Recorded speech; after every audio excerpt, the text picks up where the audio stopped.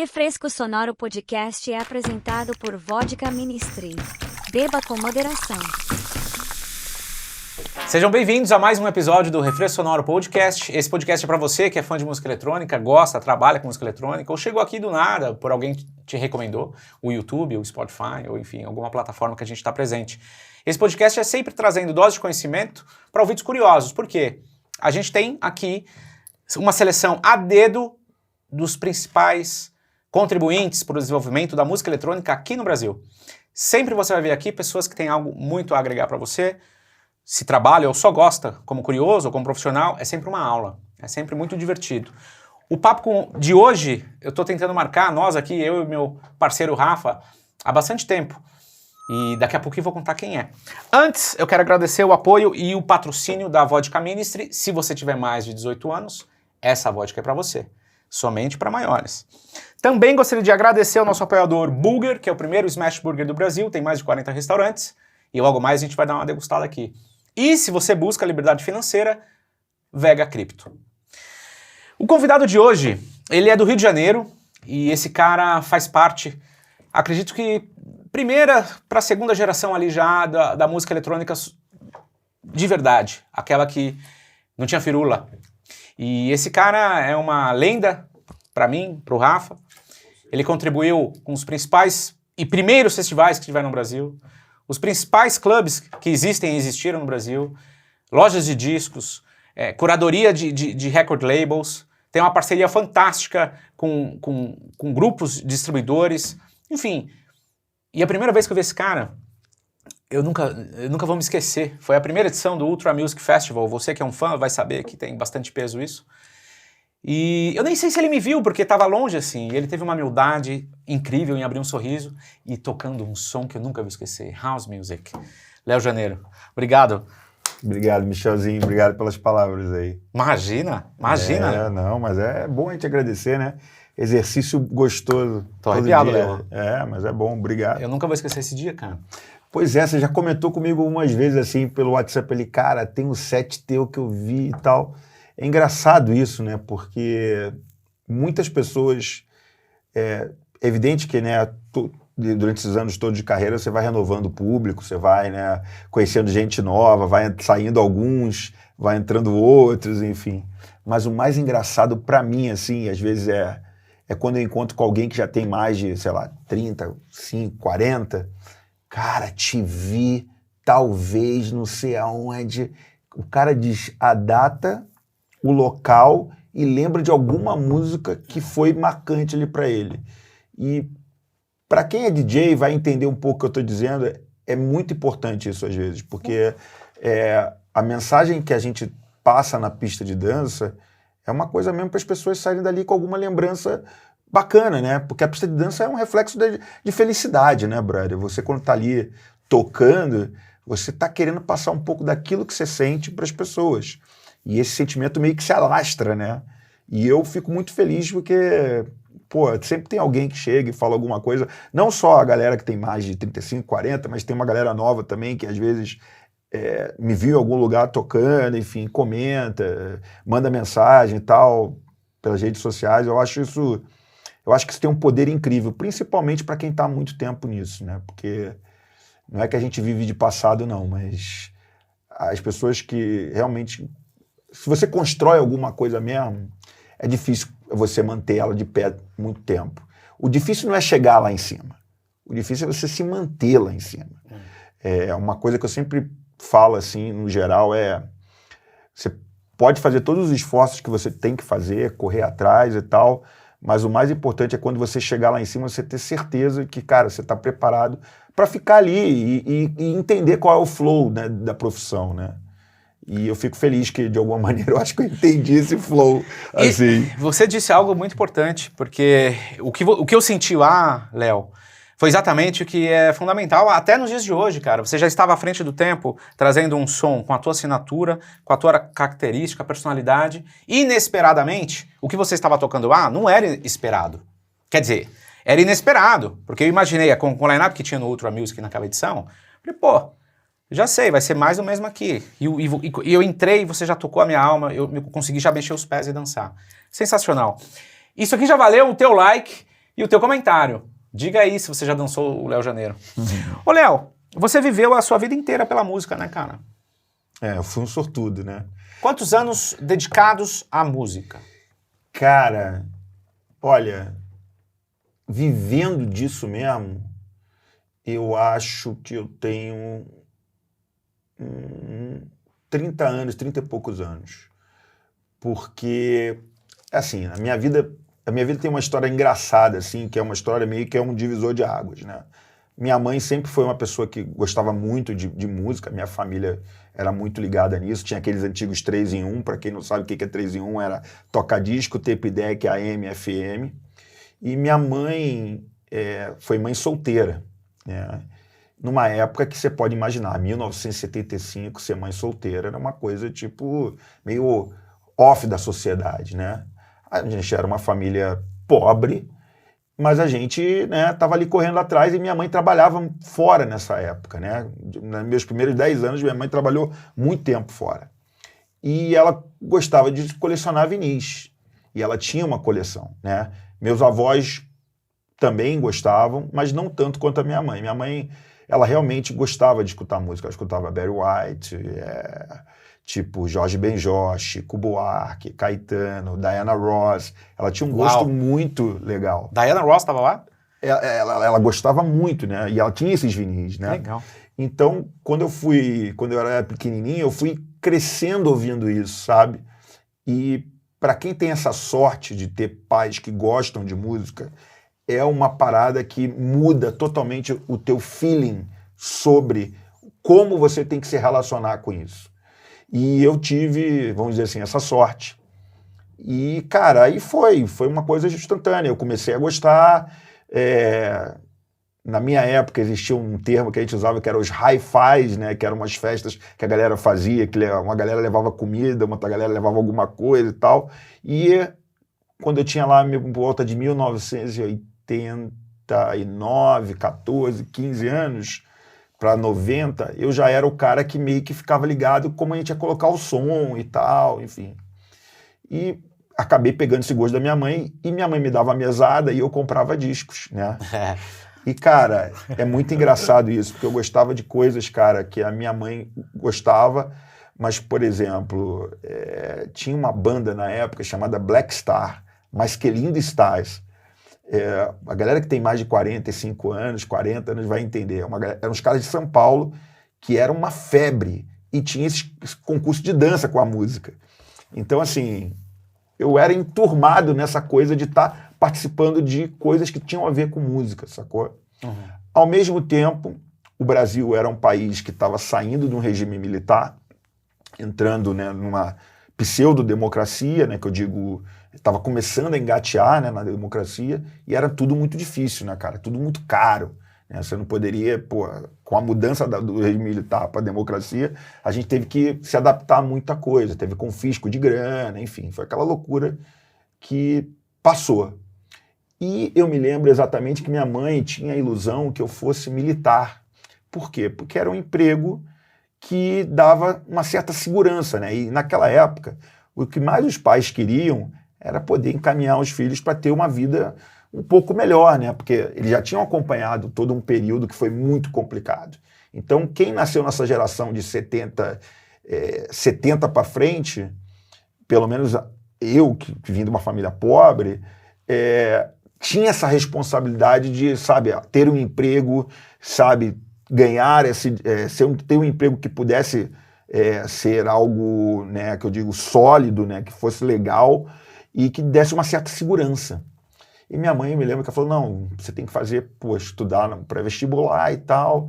E ela conseguiu me convencer em algum momento que eu poderia fazer um pré-vestibular, depois fazer faculdade, mas pré-vestibular voltado para a carreira militar.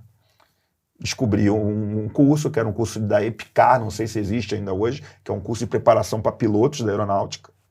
E minha mãe cismou com isso, ela pagou durante tantos anos isso, enfim. A minha adolescência ali de 15 até 18, 19 anos, a minha mãe meio que falou, você tem que estudar para poder fazer. Só que, cara, voltando lá atrás, eu já tinha uma paixão muito grande pela música, né? A música, eu ia em todos os lugares que tinham música, eu ia nas matinês, eu conseguia escutar os programas de rádio, que uma coisa que era legal nessa época, a gente não tinha a internet, a gente não tinha a gama de informações que a gente tem hoje, a gente tinha o rádio e a informação em loco, sacou? Tipo, você ia pra matinê, via o cara tocando, o cara puxando os vinis ali, cara, né? E ouvia os DJs tocando e falando das músicas na rádio. Então, assim, é uma época muito fora. E eu me lembro que eu fiquei apaixonado por aquilo, olhando aquilo, eu falei, caralho, brother, como é que esse cara consegue controlar essa galera toda, sacou? E isso tem muito a ver com a música, com aquilo que eu falei no início, que é essa coisa da mensagem, né? E eu acabei me envolvendo com isso. Só que eu me envolvi justamente na época que eu estava estudando. E chegou uma hora que, um belo dia, um amigo falou, cara, tem um cara que está com uma equipe de som e está precisando de um cara para ajudar. Aí eu falei, putz, cara, é uma maneira de eu ganhar um dinheiro e me enturmar nessa turma aí. E eu sabia que o cara era um cara legal, porque ele já fazia as festas da galera, ele fazia muitos eventos, era uma equipe de som. E você lembra o nome? Ah, cara, Discodência, alguma coisa assim. Nossa, belo nome, hein? Discodência. Ela é legal. E naquela época, Michel, os donos de equipe, eles tinham os discos, né? A galera comprava meio os próprios discos e tal. Não era como é hoje, que cada um tem o seu, chega pra tocar, enfim, era um pouco diferente. E, mano, eu comecei a trabalhar com o cara, mas eu não entrei como DJ. Eu entrei ralando, carregando caixa, montando, desmontando, entendendo como é que era o flow. Luz também? Tudo, basicamente tudo. Mas o som em especial era muito importante, porque eu precisava entender como é que funcionava aquilo, né? Sim. E foi uma época muito legal, só que aí aconteceu uma coisa que foi o inesperado, né? Que é tipo, cara, eu me envolvi tanto com isso que eu pedi uma chance ao cara para começar a aprender a entender como é que funcionava ali a coisa do DJ. Porque, na real, eu já queria aquilo, só que eu falei, cara, não vou cair de paraquedas naquele negócio. Eu preciso aprender antes e me colocar em algum lugar que me deem essa chance. Mas nessa época, aquele DJ que tava ali, não, o DJ da equipe era meio ciumento, né? Cara, não, porque tem uma história que aí você vai entender. E aí, resumindo, corta essa parada e eu chego e consigo, né, ter um dia, esse DJ da equipe, que eu montei o som, não vem porque ele tem um problema. Eu acho que um problema com a esposa ou com a filha, enfim. E esse cara, que é o dono da equipe, fala assim pra mim, olha, seguinte, chegou a tua hora, vai tocar hoje. Eu falei, cara, eu não acredito. E era uma festa de 15 anos. Festa de 15 anos, galera, pra quem não sabe, você tem que tocar de tudo. Você tem que fazer um repertório, tipo, bizarro. Eu conhecia os discos e conhecia como passar uma faixa para outra. Como é que você conhecia os discos já? Porque eu ia toda semana lá, na casa do cara, e chegavam muitas coisas novas, ele me mostrava. Ah, então você já tinha uma afinidade. Eu já tinha uma afinidade. Você era o segundinho quase, já estava engatado pro segundinho. Por conta da minha mãe. Minha mãe já tinha me trazido esse background e eu já sabia, ó, MPB, aqui os internacionais, música lenta, samba. Cara, você tinha que manejar muita coisa numa festa. E aí, nesses momentos, você já tentava mixar ou você aprendeu a jogar? Aí tem uma história engraçadíssima, porque quando ele me deu essa primeira chance, eu não mixei nada. Tentei mixar, errei, falei, não, eu vou fazer no feijão com arroz. Pá, sobe lá, sobe cá, era uma P1 ou a P2 da Tarcos, eu não me lembro. Era um mixer que ele era meio... Sem crossfader. Só que sem crossfader, era meio pra cima e pra baixo. Mano, resumindo a história, peguei essa chance e na semana seguinte falei, cara, eu preciso aprender a tocar.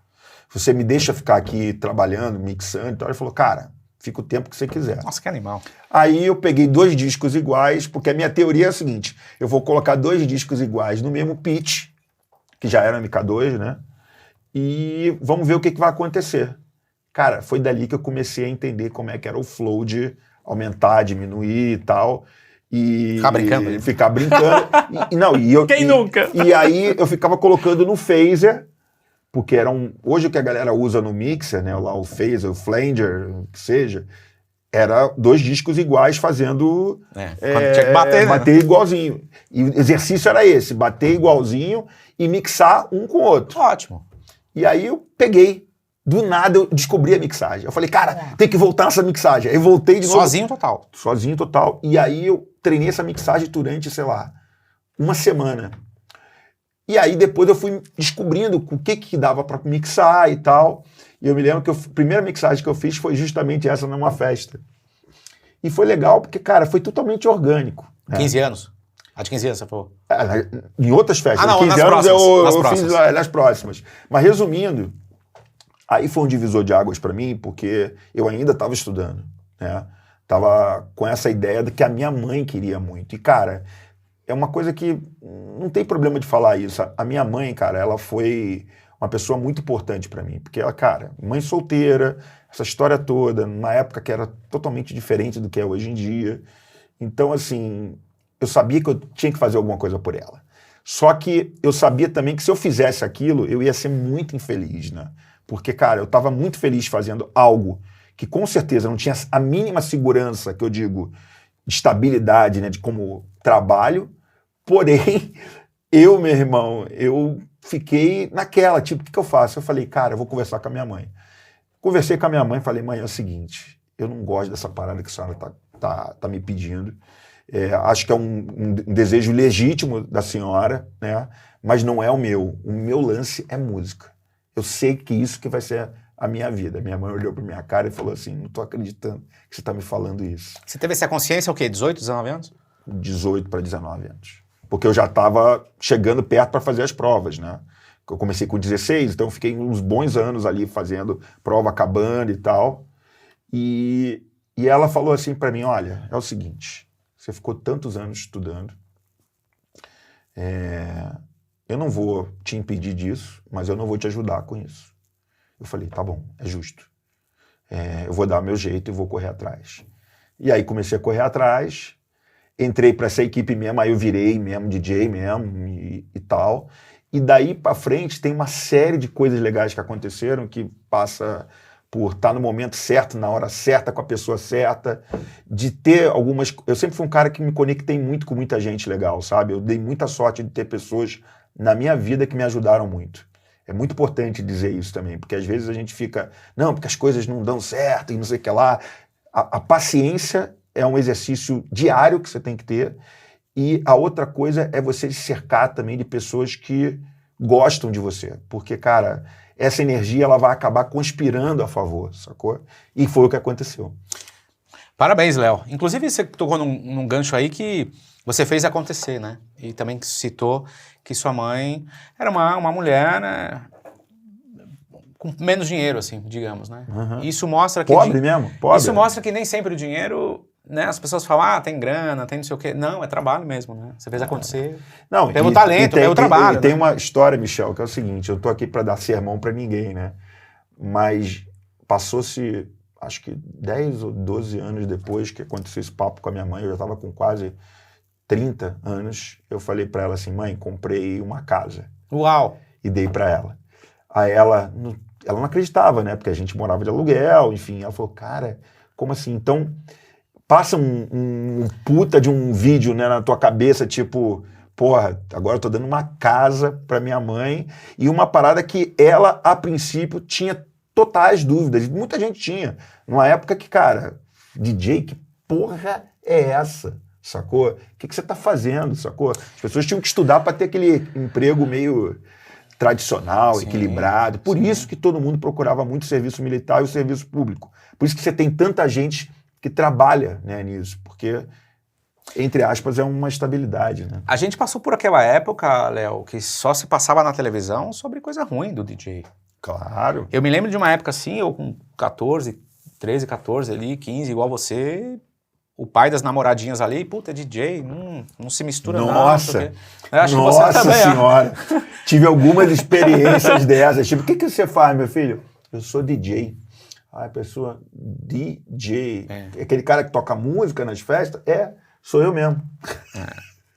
Ô, Léo, eu ouvi esses dias de uma pessoa que o Rio de Janeiro é tão bonito que os clubes têm um ciclo diferenciado. Assim, um ciclo diferenciado. Porque as pessoas gostam muito do que já tem, naturalmente. E hoje você tem feito um trabalho à frente ao The Edge magnífico. Você reúne núcleos e o clube está indo super legal. O que você teria a dizer sobre isso? A longevidade dos clubes nesses últimos 30 anos no Rio de Janeiro? Cara, eu preciso dizer uma coisa antes. O Rio de Janeiro, ele é uma cidade que tem muitas coisas diferentes, assim. Ele tem a sua própria maneira de ser, né? Como São Paulo também tem, como o sul do país também tem, como o Nordeste tem. Mas o Rio de Janeiro, em especial, eu acho que ele tem uma coisa que o próprio carioca em si, ele é um cara que vê entretenimento como diversas coisas acontecendo ao mesmo tempo, né? Pro carioca nunca foi, vamos dizer assim, importante na minha cabeça tá dentro de um lugar que é um espaço fechado, dançando e tal. É legal? É. Tiveram vários clubes que foram lendários, né? Bunker, Basement, nessa época. Dr. Smith, Dama de Ferro, Fosfobox, entre outros. Tiveram muitas coisas muito importantes lá. Mas eu acho que o fato é que o Rio de Janeiro, ele é uma cidade diferente e que as pessoas olham para entretenimento da cidade de uma outra maneira. O Rio de Janeiro tem muita distração. Eu acho que o carioca, em geral, assim, ele passa essa ideia de, tem a praia, tem o samba, que é uma coisa legítima, né? Tem alguma coisa acontecendo ali, lá. Então, eu acho que é um pouco diferente como a gente leva isso. E eu acho também que há uma diferença entre os investimentos que foram feitos e o que nós temos hoje, né? Os investimentos que foram feitos foram investimentos muito legais, por exemplo, a Bunker. Cara, a primeira vez que eu vi o Josh Wink, por exemplo, foi na Bunker, sacou? Para, sei lá, 200 pessoas. Isso em 1900, lá vai bolinha. E, cara, ele ainda usava dread na época, sacou? Então, assim... Você lembra quem mais tocou nessa noite? Pô, nessa noite... Além do Josh Wink? Maurício Lopes, talvez... tem mais alguém que eu me lembro, assim, mas não me lembro de cabeça, mas tem mais uma galera que tocou. A Bunker foi um divisor de águas, porque a Bunker pegou exatamente a época que esses caras que estão gigantes hoje, eles estavam começando. Então... Época legal, né? Era uma época legal. Eu vi Sven Vath, The Hacker, enfim, uma galera muito legal de um som muito underground que só via na Bunker, sacou? O Mark, a residência dele na Bunker foi histórica, assim. Era uma residência que ele conseguia lotar durante a semana, a Bunker. E isso é uma coisa legal, Qual era a capacidade da Bunker? A Bunker eu acho que dava... que tinha 2 pistas, né? Se eu não me engano, 500, 600 pessoas, um pouquinho mais, um pouquinho menos, eu não me lembro.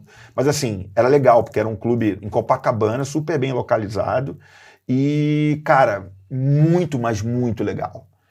E, cara, depois vieram outras iniciativas. O próprio Dama de Ferro, eu acho que foi uma época muito legal, porque ele empoderou, na verdade, os after hours na cidade, porque a galera toda saía das festas e se encontrava no after hours do Dama de Ferro. O Fosfobox, eu vivi muito tempo ali dentro. O Cabé, que era o dono, meu amigo até hoje. Eu fiz muitas festas ali, eu sou muito grato por ter tido esse espaço, também ao Dama. Eu toquei 1 ou 2 vezes na Bunker, minha carreira começou um pouquinho depois da Bunker. Assim, Basement, Dr. Smith. Dr. Smith eu fui e vi o Deep Dish com 8 pessoas na pista, bro. Caramba. Então, assim, isso tem muito tempo. Ô, Léo, você começou depois da equipe de som tal, começou a galgar, já olhar alguns clubes, algumas festas ali no Rio. E você, junto a ti, tem um poder de se relacionar com boas pessoas muito grande, cara. Porque há 20 anos eu vejo você sempre 20 não, mais tempo, envolvido com bons projetos, com boas pessoas, coisas sólidas. Como é que você vê essa contribuição do networking e a qualidade musical? Porque não adianta você ter networking e não ter qualidade musical. Você tem os dois, você tem uma profundidade de música muito grande, né, cara? Como é que você desenvolveu isso? Foi natural? A sua mãe é assim, cara, também, por exemplo? Não. Se relaciona fácil? A verdade é a seguinte. Quando eu comecei... Tem um detalhe nessa história toda do início da minha carreira. Quando eu comecei a tocar, eu comecei a fazer em 1996 ou 97, 96, eu comecei a fazer um programa de rádio no Rio de Janeiro, que era um programa de rádio da chegada da Jovem Pan no Rio de Janeiro. Era um programa chamado Ritmo da Noite, que todo mundo, né, muita gente tem os CDs do Ritmo da Noite, e eu comecei lá e existia uma coisa dentro das gravadoras que era um cargo, né, de uma pessoa que fazia divulgação de casas noturnas. Que tempo bom. E aí, um belo dia eu recebo uma ligação e falo assim, olha, pô, a gente é da Paradox e a gente queria conversar com você porque a gente tem uma vaga aqui de divulgador de casas noturnas e falaram muito bem de você e tal, nananã. Eu falei, pô, legal. Num papo com um grande amigo meu, que é o Marcos Vinícius, eu descobri que ele também ia ser entrevistado. Então eles estavam pegando várias pessoas que estavam naquele momento ali fazendo coisas legais, e falaram, cara, vamos entrevistar essa galera, porque, né, a Jovem Pan estava muito forte, né? O estilo de música que a Jovem Pan tocava era só ela fazendo, então assim, tinha muitos hits. E a Paradox, para quem não sabe, era a gravadora que... Era uma das poucas gravadoras que trabalhava com a Jovem Pan naquela época. Havia uma briga, se eu não me engano, na época, com as majors, enfim. E aí, quando eu chego na entrevista, eu encontro com o Marcos Vinícius, que é meu amigo, nasceu no mesmo dia que eu, e a gente fala assim, mano, os caras vão escolher um de nós dois. Aí a gente pensando, cara, vamos fazer uma parada? Vamos. Meu irmão, vamos dividir a grana e vamos nós dois trabalhar a parada. Justo. Justo. E aí, quando subimos para a entrevista, aí a gente perguntou pro cara assim, ele falou, e aí, tudo bem? Tudo bem? Então, a gente tem uma ideia aqui, porque a gente sabe que vocês querem entrevistar os dois e querem escolher os dois. A gente topa a grana que tem, a gente racha e aí os dois trabalham para vocês. Mano, os caras ficaram olhando pra nossa cara, tipo assim, porra, genial a ideia, sacou? Porque o Marcos Vinícius era um cara muito foda também, tinha um bom relacionamento, e eu tava tocando também, tinha muito relacionamento legal, e cada um tinha uma parte. Eu era mais da Zona Norte, o Marquinhos andava bem na Zona Sul, a gente tinha algumas pessoas que a gente andava e tal. Vocês tinham alguma separação por gênero, assim? Você mais underground ou ele mais... Não, naquela época, porra, lembrando aqui, o saudoso, a gente veio a São Paulo para conhecer a equipe da Paradox. A primeira pessoa que a gente conversa é Ricardo Guedes. Uau! Entendi tudo agora o teu set no Ultra Music. E aí o Guedes chega pra gente e fala assim, são vocês dois, né? Ele tava tocando house, Rafinha. Boa noite, Rafinha! Será que eu gritei aqui? Boa noite, você gritou. E agora, hein? Não, tá tudo bem, tá tudo bem, tá tudo bem. Tá explicado aqui a minha... Ó, tô arrepiado de novo. A lembrança da minha cabeça. O cara tava tocando os canudos de house no Ultra Music Festival enquanto todo mundo tava do lado oposto. Exato. Cara, e foi engraçado porque foi por Guedes... isso, mano. Mano, o Guedes era um cara muito maneiro e a gente conhecia ele muito de nome, né? Porque ele... Antigamente tinha a revistinha da DJ Sound, a gente via ele toda hora na revista. E aí a gente falou, cara, é o Guedes, brother. E o Guedes foi um cara muito generoso com a gente, brother. Porque ele falou assim, me lembra até, os carioca, é o seguinte, fiquem tranquilos, vamos fazer aí a parada acontecer, né, e tal. E a gente teve um relacionamento com ele ótimo, assim, porque ele sabia muito de música e era um cara bizarro, assim, de pesquisa. Bizarro. A maioria das músicas que estouraram naquele ano, nos anos anteriores, naquele ano, o Guedes era o responsável por conta do ouvido que ele tinha. Ele era muito além. Ele era muito à frente, como, vamos dizer, A&R do que outros caras. Muito à frente. Ô, Léo, tem muita gente que não consegue nem imaginar o que era esse cargo numa gravadora. Dá um papo aí pra galera. O divulgador de gravadora, qual era a função dele? Cara, assim, a minha função quando eu entrei era justamente pegar todas as prioridades, né? Por exemplo, saiu um disco com remix, sei lá, do Louis Vega para Tony Braxton, vamos dizer. Não, acho que não, nem foi ele. Acho que foi o David Morales que fez o remix para Tony Braxton. Eu era o cara responsável para levar essa música aos DJs na noite. Você tinha que ir lá à noite, de clube em clube, pulando, levava lá o disco ou o CD. E o legal da história é que você ficava, né, para trocar ideia com o DJ. E uma coisa que eu fazia, que eu gostava muito, era entender o que o cara tocava, né? Porque eu achava importante também levar o material certo para ele. É um pouco dessa coisa da curadoria, sacou? O que eu vou levar pro cara? Não, o cara não toca axé, mano. Não vou levar axé. Vou levar uma coisa que tem a ver com o tipo de som que ele faz. Ah, ele toca onde? No Calígula? Então vamos levar um som que tem a ver com Calígula. Sacou? Uma boate maneira e tal, nananã. Então, assim, eu sempre tive essa preocupação de atender bem os DJs e tentar fazer um tipo de curadoria que eles ficassem também felizes quando recebessem o material. Porque não adianta você pegar uma sacolinha, como era naquela época, fechar a sacolinha e te dar obrigado por você ter vindo. E ali dentro tá uma porrada de coisa que você não vai nem pensar em tocar. Você se lembra de alguma música que o Rio de Janeiro começou a executar, os DJs gostaram e começou a acontecer um movimento, que você fez esse trabalho de um a um? Cara, olha, eu tenho algumas histórias, assim, muito engraçadas, assim, porque quando eu entrei para Paradox, eu não fiquei muito tempo na Paradox. Eu fiquei, sei lá, uns 6 meses, 8 meses, e a BMG já me chamou para ser o divulgador, e aí ficou só o Marquinhos. E quando eu fui para a BMG, eu vi o tamanho que era a BMG, e eu falei, caralho, agora eu estou numa empresa multinacional, big, tinha uma mesinha lá, meu nome, carteira registrada, porque Nossa, a gente que legal. também tem, né? Tinha também na Paradox, mas era outro level, sacou? E eu me lembro de sentar com o Roberto Verta, que é o cara Uau. do Internacional, um cara muito antigo, galera que é mais antiga vai lembrar dele, é um cara muito foda. Ele falou assim, cara, ó, temos isso aqui. E ele falou assim, cara, dá uma escutada nas coisas aqui. Mano, eu ia lá, puxava umas coisas, tipo, coisas que, cara, ninguém dava muita atenção, mas que eram legais. Agora, assim, de prioridade, a gente tinha algumas coisas que a gente tinha que entregar, né? Por exemplo, eu me lembro bem da Toni Braxton, porque a Toni Braxton, ela foi uma grande artista de R&B e ela tinha vários remixes, né? E eu me lembro que era uma prioridade nossa estourar ela também na noite. E o que aconteceu? A gente estourou ela na noite com um remix, se eu não me engano, do Morales ou de algum desses caras antigos, assim, legais, assim, da galera de Nova York. E o que aconteceu? Essa música, acontecia o seguinte, isso que era legal, a noite conseguia fazer um hit e botar dentro das rádios, sacou?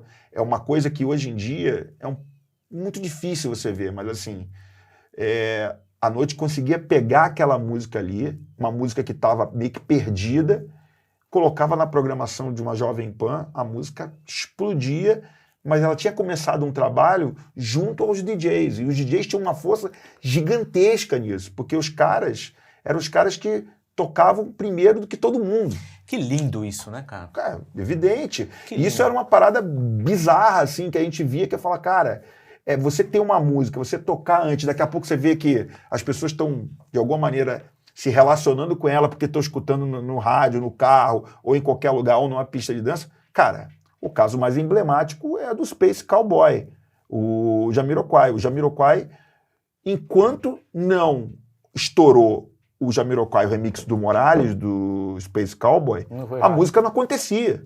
A música não era nada nas rádios. A verdade é essa. E quando estourou na pista e veio para as rádios, amigo, foi uma avalanche. As pessoas ficaram loucas com isso. Você se lembra como é que era essa rádio indo até os DJs para ouvir as músicas funcionando? Cara, então, eu acho que os DJs de programa eram os caras que traziam isso, traziam esse feedback. Eu me lembro que eu tinha umas reuniões com os programadores e os caras falavam, o que tá tocando lá? Eu falo, ó, cara, tá tocando isso. Programadores. Programadores. Lembrei. Os caras eram ligados, os caras pediam esse tipo de informação, porque era uma coisa muito orgânica e que ajudava demais as rádios. Sabe por quê? Porque naquela época era uma informação totalmente presa naquele lugar.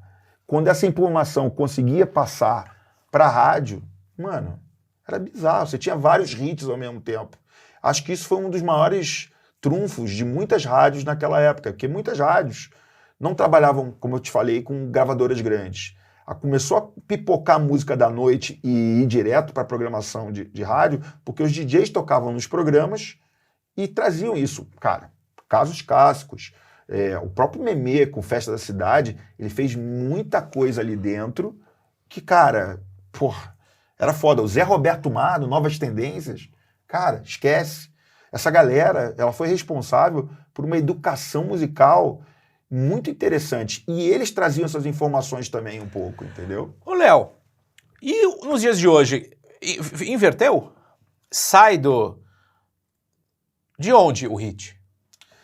Cara, eu não sei se inverteu. Acho que hoje há muitos nichos, sabe?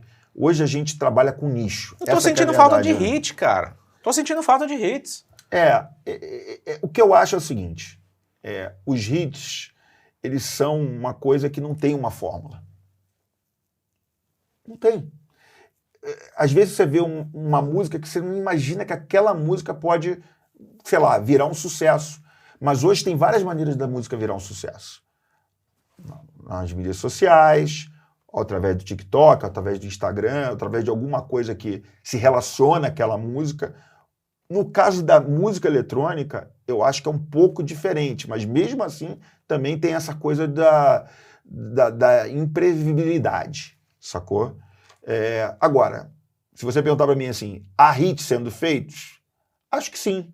Acho que o Disclosure conseguiu isso naquele disco, eu esqueci o nome, que tem o For You, tem várias coisas. Eu acho que eles conseguiram criar um álbum interessante. O próprio Daft Punk no último álbum também conseguiu. Tem algumas coisas acontecendo que às vezes a gente não tem acesso, mas que, cara, que estão rolando. Se você perguntar para mim, vai virar um hit? Não sei, porque eu não sei como é que é a maneira hoje para se tornar isso. Depende de algumas coisas também, eu acho.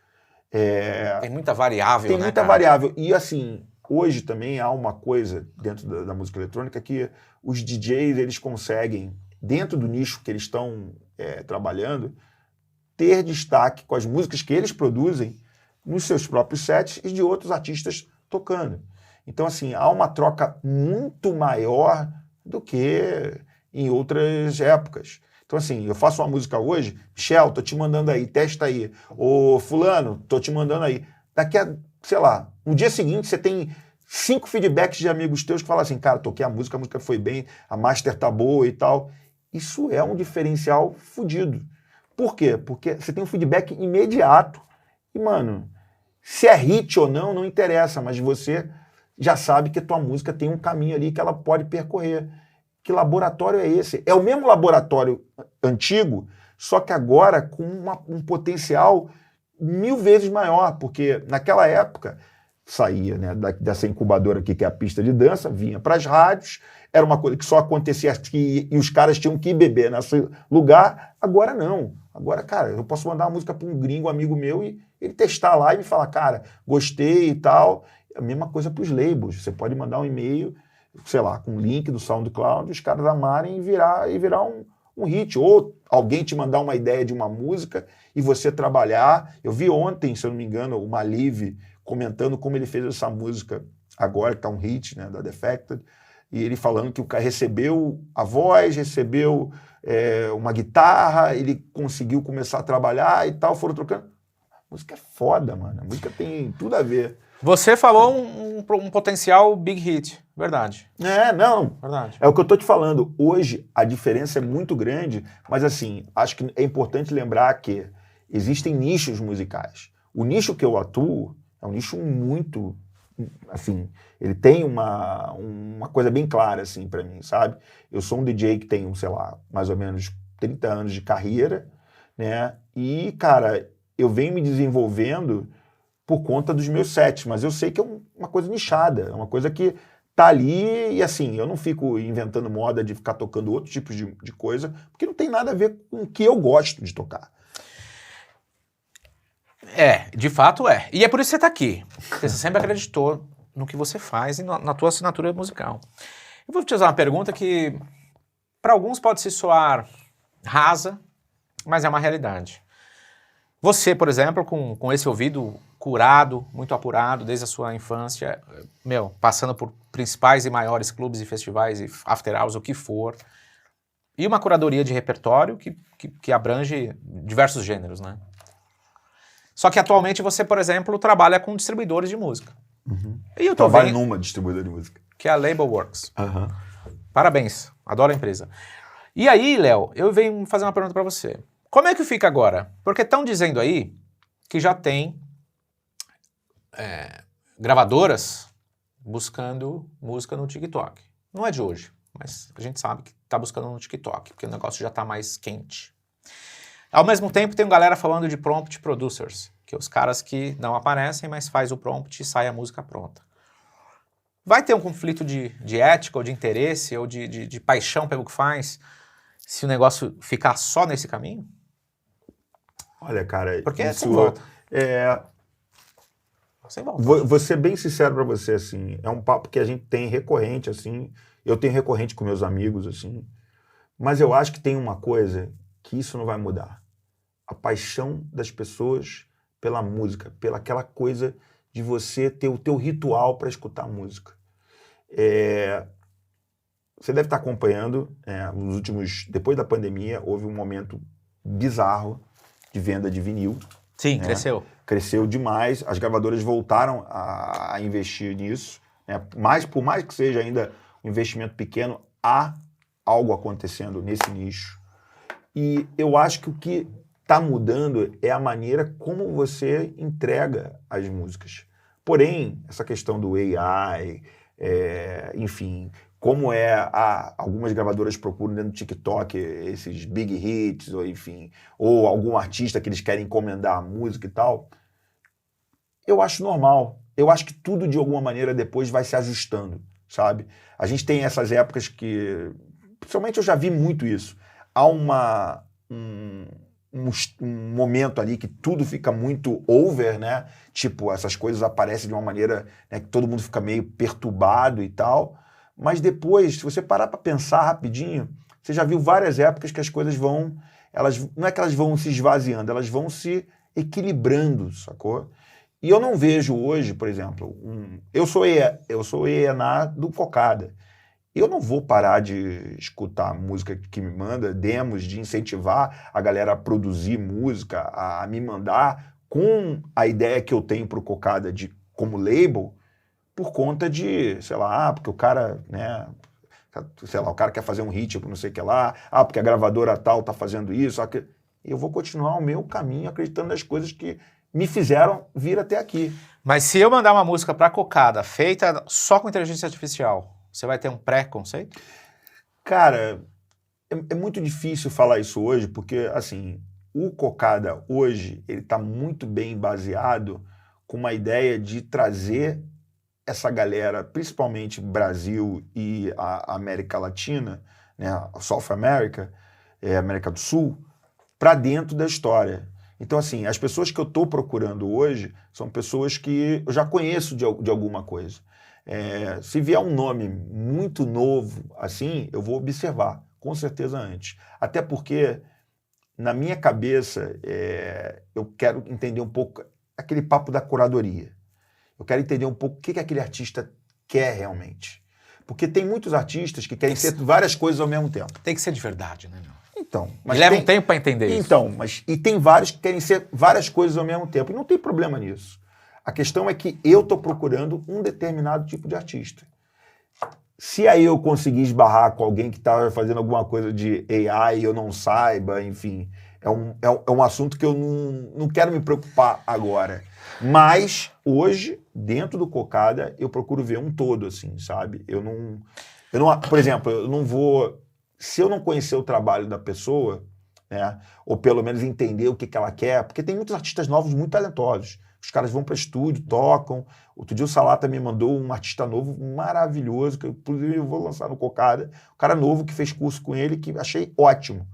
Mas assim, eu quero primeiro entender o que ele quer. Eu gosto de bater um papo. É um pouco daquele lance que eu falei de ter esse momento de você conversar e entender o outro lado, sacou? Eu sou o tipo de cara hoje, de ENA, que gosto de entender um pouco também como eu posso aproveitar ao máximo aquilo que aquele artista está me dando. Porque, na verdade, quando o artista te dá uma música, ele está dando algo que é muito importante para ele. Eu, pelo menos, julgo assim. Se você está me dando uma música sua para tomar conta, para eu poder lançar no meu label, fazer um trabalho legal, poder tentar entender aonde que eu vou conseguir, junto contigo, né, fazer algum trabalho bacana, é algo que, para mim, tem um peso fodido, sacou? Eu levo isso a sério. Levo muito a sério porque eu sei o quanto isso é importante, principalmente para quem está começando. E, ao mesmo tempo, também, eu vejo isso como um negócio. Eu vejo do lado, né, artístico, mas lá no final do quarter lá, eu quero ver como é que foi os resultados. Eu não tenho só uma visão de um lado, eu tenho visão de dois lados. Até porque, quando eu comecei a trabalhar com gravadora, eu fui empurrado para essa visão. Porque eu sempre fui um cara artístico, né, de tentar entender aí o que eu poderia fazer para dar condição para aquele artista poder fazer alguma coisa, ou até mesmo ajudar, mas também do outro lado eu também sabia que tinham alguns compromissos que eu tinha que ter com determinadas responsabilidades. E assim, hoje eu posso te dizer, o Cocada depois de um bom tempo é saudável. Mas assim, eu ralei muito para poder colocar ele numa esteira que fale assim, opa, tá funcionando. Né? Eu te perguntei isso, Léo, porque eu me lembro que a gente ficava assim, pô, o cara tá no vinil ainda. Ah, agora migrou pro CD. Eu já tô vendo aqui, por exemplo, daqui 1 ano, ou 2 anos, ou 3 anos, uma galera chegando em você e você vai falar, você fez aonde? Ah, eu fiz no Prompt. Eu não sei como é que eu vou me relacionar com isso. Eu acho que isso vai acontecer em breve, cara. Não. Eu acho que isso já Aí está você fala assim, acontecendo. você toca no CD ou no vinil? Foi a mesma coisa, acabou. Isso eu acho que está acontecendo. Mas assim, mas uma coisa que a gente não pode... Mas aí tem a essência que você vai buscar. Sim. Eu acho que a gente tem uma coisa nessa história toda, que é o seguinte. Eu acho que tudo que a gente produz e que a gente realmente gosta, que eu digo, se você gosta realmente, ama realmente uma coisa e quer fazer daquilo o seu modo de vida, de você acordar todo dia e ver aquilo ali crescendo e você fazer parte daquilo, não só para ficar depois dizendo que é isso ou aquilo, mas porque você realmente acredita nessa porra, eu acho que você corre menos riscos de fazer dessa maneira. Léo Janeiro, qual que é a tua rotina? Eu tava vendo teus stories, você tava ali fazendo teu café da manhã, depois veio para São Paulo e tal. Como é que você mantém? Você faz o teu horário ou você segue horários? Cara, eu hoje tenho uma rotina... Bem, resumindo, depois da pandemia, eu tive um problema de saúde e... Tá bem, mano? Tô bem, graças a Deus. Mas assim, eu me lembro exatamente que eu falei assim, um belo dia, eu falei, olha, eu tenho que mudar, porque, cara, teve uma época que eu tinha gig sexta e sábado e às vezes domingo. Não que era ruim, era bom. E teve outra época que era de quarta, de terça até domingo. Tinha algumas datas, Mas assim, ficou muito tempo viajando, assim, sabe? E eu perdi pelo menos uns 10 anos, assim. Sem sacanagem, jogando por baixo. Perdeu? Perdeu o que eu digo, você perde, né, cara? Você perde um pouco da tua Sim, saúde. perde. Porque, cara, por mais que você ame aquilo, mas você tem um desgaste físico que não adianta dizer que não tem. Que é o trabalho, né? Que é o trabalho. Que você tem, você dorme pouco. Durante a semana, mesmo que você faça todo, né, aquele contingente, porque eu também, aliás, eu trabalhava em gravadora durante a semana. Então, assim, eu tinha que trabalhar durante a semana. Cara, já chegou o ponto de eu sair da gravadora numa sexta-feira, às 6 horas da tarde, pegar um voo às 8h30 para Recife, tocar em Recife de 2 às 4, pegar o primeiro voo às 6h30 da manhã, chegar em casa, tomar um banho e voltar para a gravadora. Sei lá, era uma quinta-feira, quando a gente tinha noite de quinta-feira. Cara, era loucura isso. Tudo bem, eu era novo, tinha saúde e tal, mas assim, é uma coisa que hoje, eu olhando assim, falo, caramba, bicho, nem fudendo que eu faço mais isso. Sacou? Você cuida melhor das tuas decisões, né? Eu acho que hoje, assim, eu tento otimizar meu tempo. Uma coisa que eu acho muito importante, assim, para quem gosta de música, é uma coisa que eu vivo sempre falando, assim, enfim. Eu acho que você pode estar em vários lugares da música, sabe? Você pode ser um puta de um DJ, um puta de um produtor, um puta de um A&R, um puta de um cara que trabalha com, sei lá, com designer. Você tem muitas coisas ao redor da música que você pode fazer e fazer bem feito. A questão é o que te deixa feliz, sacou? O que me deixa feliz é tocar, trabalhar com música todos os dias e também, de alguma maneira, poder contribuir para a gente ter um ambiente, né, mais saudável, assim. Quando você me fez aquela pergunta sobre a curadoria do Rio de Janeiro do The Edge, eu acho que é muito isso. Eu acho que, assim, quando o Renato me chamou para ser curador, eu deixei bem claro para ele, e foi um papo muito legal, o Renato me deu total liberdade para isso, que foi, cara, a gente precisa fazer uma coisa que envolva as pessoas. A gente precisa fazer uma coisa que as pessoas os locais se sintam pertencentes a isso. E eu tô sentindo isso, hein? É. Tá muito legal. E isso é uma coisa muito importante, porque assim, quando as pessoas se sentem pertencentes a algo, elas vão junto contigo, elas vão, de alguma maneira ali, te apoiar ou vão te ajudar, enfim. Há um consenso há uma energia que acaba fluindo. E eu acho que isso foi uma das coisas que também ajudou um pouco, sabe? E para quem tá nisso, eu acho que é muito importante ter isso, sabe? Como eu disse, as pessoas certas, estar focado no que você realmente quer. E, cara, no geral, assim, é observar as oportunidades e fazer exatamente aquilo que te deixa feliz. Eu acho que isso é uma coisa. Eu me sinto feliz porque eu acordo todos os dias, às 6:30 da manhã, começo a trabalhar às 7 porque eu tenho um horário diferente, né, por conta dos gringos lá fora. Tem esse fuso horário que às vezes eu tenho que já estar de pé para poder fazer reunião. Então, assim... Eles são ingleses, né? São ingleses. 5 então horinhas, é legal. né? 5 horinhas, né? 4 horas. Mas, cara, eu amo fazer isso. Sabe por quê? Porque a música, ela me deu tudo, brother. A música me deu o que eu sou hoje. Ela é a principal motivo de eu estar aqui hoje falando contigo. De eu estar aqui vivendo disso. É muito difícil, e eu sei o quanto é difícil para artistas novos, você visualizar isso a um longo prazo, porque é muita coisa que você tem que lidar ao mesmo tempo, sacou? Mas ao mesmo tempo também é aquilo que te faz viver todo dia, né? Como você acorda, vou fazer o quê? Já tem uma programação, tem que fazer isso, tem que fazer o programa, tem que fazer o booking ali, tem que tentar trazer esse artista e tal. Esse tipo de amor que você tem quando você faz algo que você realmente curte, mano, esse aí vai durar a vida inteira. E eu acho que aí você só vai calibrando, sabe? Calibrando isso para ficar uma coisa legal para você. Porque também quando você vai envelhecendo, você vai tendo outros tipos de preocupação. E você tem que estar ligado nisso, né? Eu acho que isso também é uma coisa que eu vejo a minha geração, não é que deu mole assim, mas enfim, eu vejo muita gente que não se preparou para ter essa coisa esse momento que você tem que saber quando vai dar o switch, sacou? Muita gente não aguentou, né?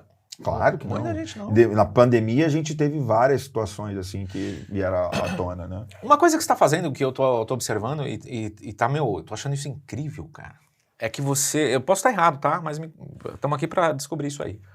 Você tá desenvolvendo pessoas... Um minutinho. Ia espirrar. Novos núcleos do zero, né? Sim. Cara, isso é fenomenal. Porque você está criando novos movimentos de pessoas para a música eletrônica trazer uma proposta musical. Claro. Cara, como eu disse, eu acredito muito no poder que a música tem de juntar uma galera legal. Independente do nicho. Tem um nicho lá que é do Afro House, tem um nicho lá que é do Tech House, tem um nicho que é do House, tem um nicho que é do mais underground, do techno. Eu acho que isso, hoje, é uma parada que eu vejo com muito bons olhos, porque essa geração, tem muita gente que critica, fica falando e tal. Cara, eu penso totalmente diferente, brother. Eu acho que essa geração, ela vai muito além do que a gente pensa. Eles têm uma cabeça muito mais evoluída para uma série de assuntos do que nós. E a gente tem que contribuir com isso. Eu me sinto um cara que contribuo apenas, sacou? Porque a minha contribuição é abrir uma porta aqui, organizar dessa maneira, às vezes dar uma pequena direção, como um cara que já viu algumas coisas e tal, mas nunca metendo a braba de, não, tem que fazer dessa maneira, não. É na conversa, vamos fazer assim, vamos tentar desenvolver algo que todo mundo fique feliz. E uma coisa que também que eu acho que é importante é que, cara, a gente vive num mundo hoje que tem diversos temas que estão sendo trazidos para dentro da música, que são temas que, ou mal ou bem, se você quiser manter fora ou não, tudo bem, mas são temas importantes. E eu acho que essa galera, ela faz muito bem de botar isso meio claro assim, sabe? É independente, né, do que seja, mas eu sinto que eles têm uma força muito grande nisso. O que eu tento fazer é ajustar isso para dentro do lance que a gente está fazendo no Rio, de trazer uma galera. Mas eu também, assim, respeito quem não quer fazer junto também, sacou? Eu acho que Esses são os exemplos. Quer estar junto? Vamos fazer, vamos tentar criar alguma coisa. Tô aqui para ajudar. Eu não sou o melhor, eu não tô com essa onda de quero fazer e tal. Eu sou apenas um cara que quero contribuir. Fenomenal, Léo, porque normalmente era o contrário. Os clubes só abriam portas para quem já tinha consolidação. E você está fazendo o caminho oposto, ou seja, os frutos dessa galera na música se perpetua por mais 10, 15 anos. Cara, demais. Tá com fome, Léo? Pô, vambora comer uma aí, né? O nosso Bulger apoiador, o Léo hoje pediu o Bulger. O Burger. Que Mandaram é o cardápio cedo, É. pô, já pedi bonito. Se você não conhece o Bulger, você pode conhecer nas plataformas. É o primeiro Smash Burger do Brasil. E tem mais de 40 lojas já no Brasil. Ó, o que é isso aí? Uma batatinha, né? Olha aí, ó. Ô, Rafa, você tá com fome? Rafinha, vem aqui comer, cara. O Rafinha foi pilotar um kart? Nossa, tomou uma atropelada, né? É. Então, Léo Janeiro aqui, hein, Rafinha? Muito, demais. Tá gostando do papo, Rafa? Eu tô muito. Porque eu e o Léo, a gente já dividimos cabines algumas É vezes. verdade. Noites estrondas em Marília, interior. Você deu uma tremedinha? Mas é claro, né? Deu mesmo? Porra, velho. Mas você sabe que é melhor você tocar depois de um DJ melhor que você? Com Que certeza. sobe a régua. Sobe a régua. E o que acontecia? Na época, eu tocava Progressive House. E eu misturava o Progressive House com House Music. Então, logo depois, assim, eu falei assim, cara, acho que eu vou usar todo o meu conhecimento musical aqui pra segurar essa onda aqui nessa noite. Você é assim também, Léo? Você prefere tocar depois de um DJ melhor? Cara, Não melhor, mas assim, um bom DJ, né? eu vou te falar uma coisa que eu indico, eu aconselho todo DJ que tá começando. Vá ver outros DJs, brother. Vá atrás de DJs que você gosta, vá atrás de DJs que você não conhece. Tenta ampliar o teu horizonte musical, porque quando você está dentro de um nicho, é uma área confortável. Agora, quando você sai e começa a ver outros artistas de outros nichos, né, de outros estilos de música, e você fica ali meio que tipo tentando entender, isso é muito legal, porque é aí que você tem talvez a real noção de como é importante você tá tendo essa troca. Porque, cara, é um masterclass de graça. Qual foi o último DJ que te arrepiou, Léo Janeiro? Ao vivo. Olha, uma boa pergunta. Eu vou falar um nome aqui que eu acho que realmente, para mim, foi muito, muito bacana, assim, como ele conduziu a pista. O Theo Parrish. Theo Parrish. Maravilhoso. O Theo Nunca ouvi ao Parrish, vivo. Tocou com você lá no Rio? Não, eu vi, assim... Onde você viu ele? De todos os artistas que eu vi ele na Rara. E... Cara, foi incrível. Também vi naquele antigo festival BPM, naquela festa do México? Carl Craig. BPM México? BPM México, mas que ainda era em Playa del Carmen. Foi aquela última festa que deu aquela confusão toda. Tu esteve lá, é? Tive. Eu tava lá na semana que deu a confusão. Eu nunca fui lá. E teve a festa do Carl Craig, que é Detroit Love, alguma coisa assim. Detroit Movement. Não, Detroit Love, alguma coisa assim. E tocou ele, o Kenny Larkin, porra, Theo Parrish, tocou uma galera. Foi bizarro. E isso me deixa muito feliz, porque, cara, eu já vi muitos artistas que eu amo, assim, sabe? Que eu realmente vou ter lembranças pra minha vida toda, assim. Aprofunda mais, Léo Janeiro. Por que o Theo Parrish arrepiou seus braços? Cara, eu acho que o Theo Parrish tem uma seleção de músicas que realmente é diferente, sacou?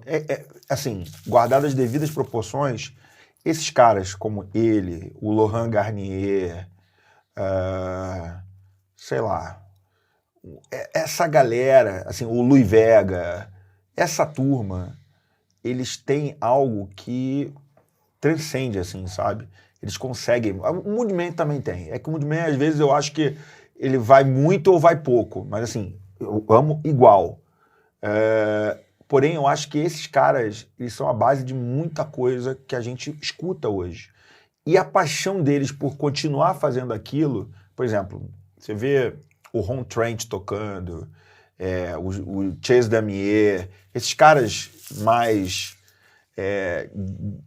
old school, mas que não são old school, que agora voltaram a estar meio que na onda de novo. É aula, é um masterclass ali que você fica ali olhando, tipo, os caras puxam uma música, puxam outra, e daqui a pouco vai. Aí o flow da pista muda, ele muda junto. Eu gosto muito de DJs que conseguem ter flows diferentes numa mesma noite. Ô, Léo, o Moody Man, nós aqui somos apaixonados juntamente. Eram músicas de 9, 10, 11, 12, 13 minutos, né? Será que o pessoal que tá na pista hoje tem paciência pra sentir a viagem? Eu acho que depende de cada pista. Eu acho que quem vai ver esses caras tem que estar preparado para ser impactado por algo que eles não estão esperando. Por exemplo... É longo, cara? 10 minutos, pô.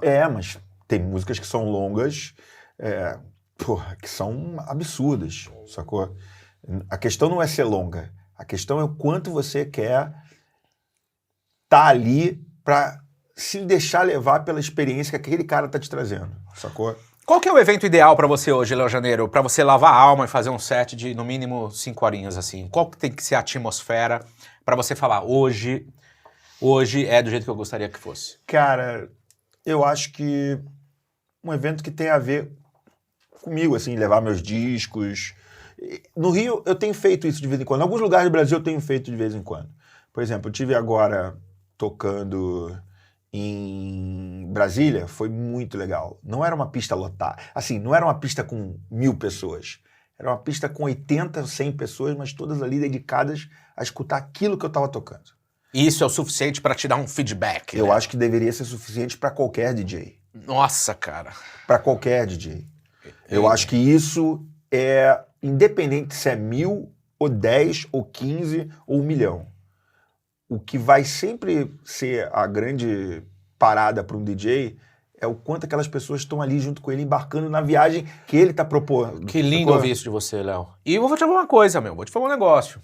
Se você for um cara paciente, como você é, essa festa de 100 vai te acompanhar, cara. Sim. Talvez aquela de 2000 não dá o mesmo feedback. Não dá. Não, cara, eu Não tenho é? histórias, bizarras, assim, tipo... Bizarras que eu digo do bom sentido, tá, gente? Que é de fazer set, às vezes, que eu penso que não foi um set que envolveu, mas aí, por algum motivo, chega alguém e fala, cara, adorei, fiquei aqui a noite toda dançando. Há esse tipo de feedback ainda, sacou? E uma coisa que é importante os DJs sempre terem consigo, assim, que eu acho, é eles estarem felizes também com aquilo que eles estão tocando. Eu vejo muita gente que está infeliz com o que está tocando, hoje em dia. É um desserviço? Não, eu acho que faz parte. Porque pode ser um iPod, né? Não, faz parte da tua caminhada. Eu já passei por isso. Só que foi um curto tempo e quando você consegue passar por isso de uma maneira legal, sem criar muito, não sei o que lá, ficar dependente disso, e você consegue ver, tipo, a luz ali, sabe? É legal, porque você começa a entender o porquê que você é DJ.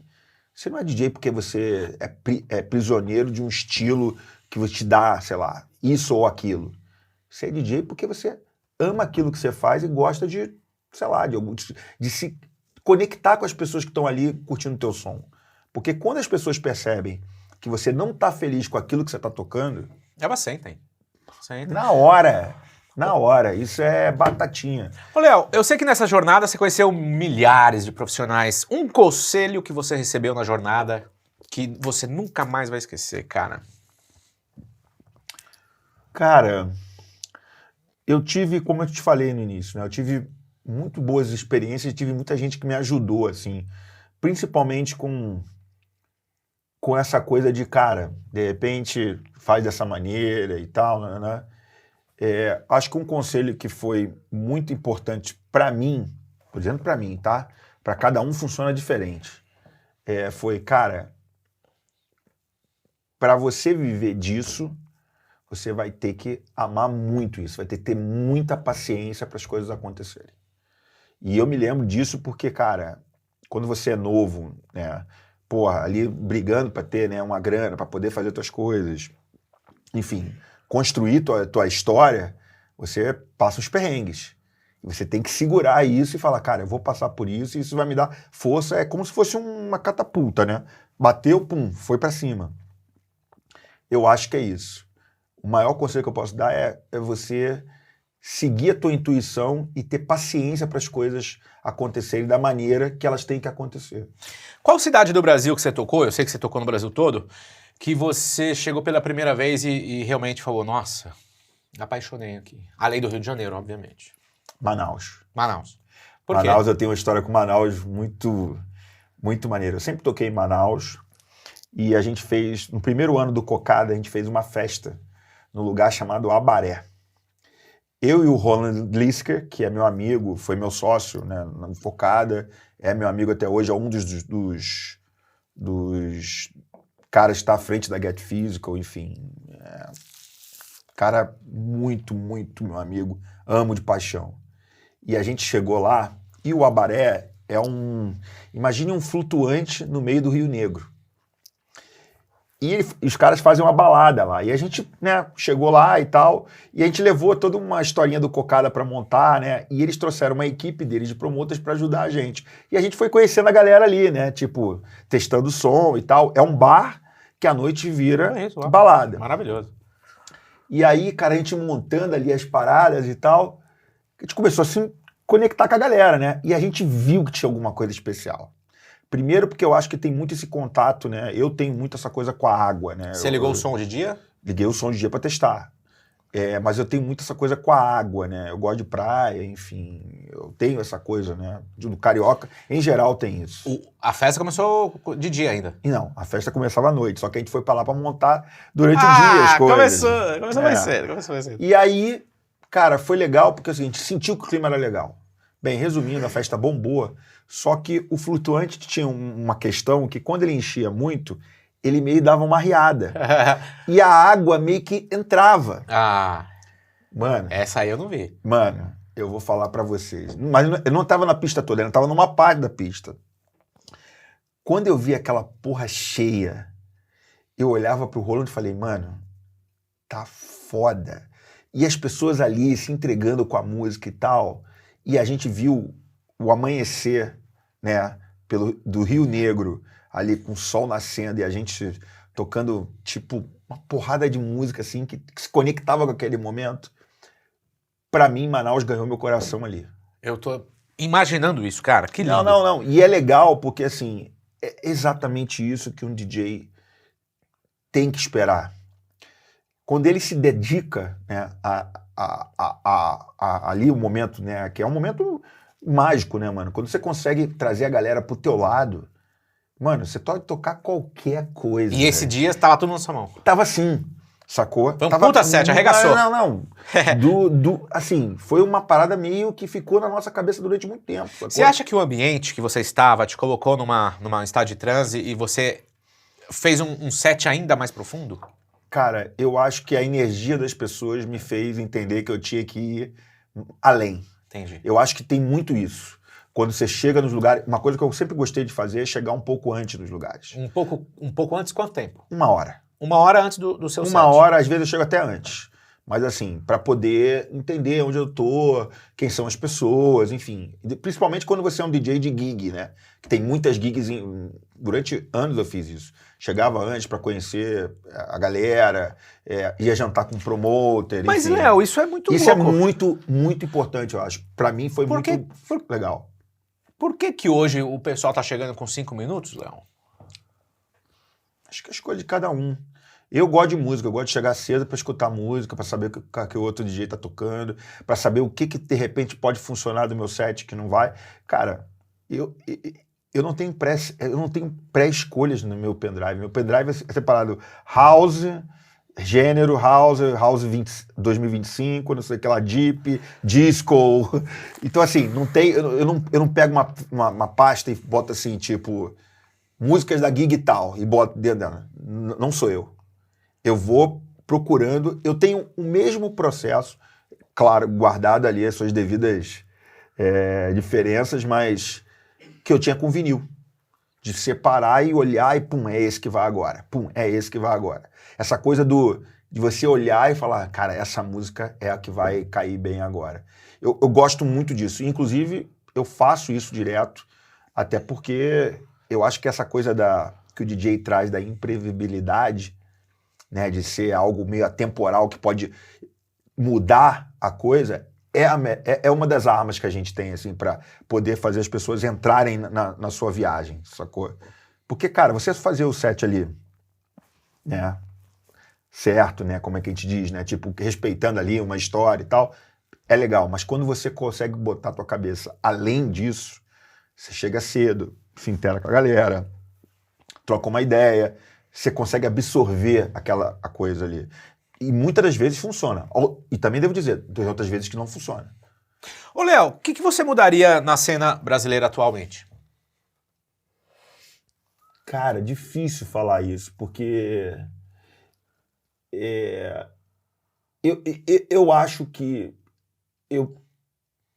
se eu pudesse ter um desejo realizado, eu gostaria que toda a galera que não teve uma experiência dentro de um clube pudesse ter.